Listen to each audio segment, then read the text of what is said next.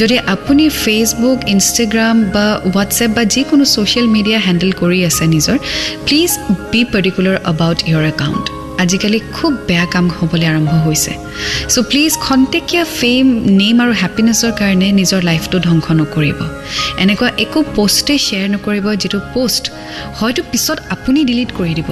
বাট সেই পোষ্টটো বেলেগে ডাউনলোড কৰি নিজৰ মোবাইলত ৰাখি থৈ দিব চ' please you have to be very careful specially girls ল'ৰাৰ ক্ষেত্ৰত এনেকুৱা খুব কম ঘটনাই হৈছে য'ত হয়তো মিডিয়াত বা মানুহে ট্ৰল কৰে বাট ছোৱালীৰ ক্ষেত্ৰত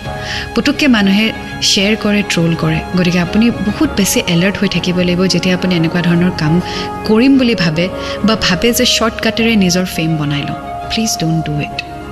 পিছত কিন্তু আপুনি ৰিগ্ৰেট কৰিব life is very, very complicated. Do understand this. Well,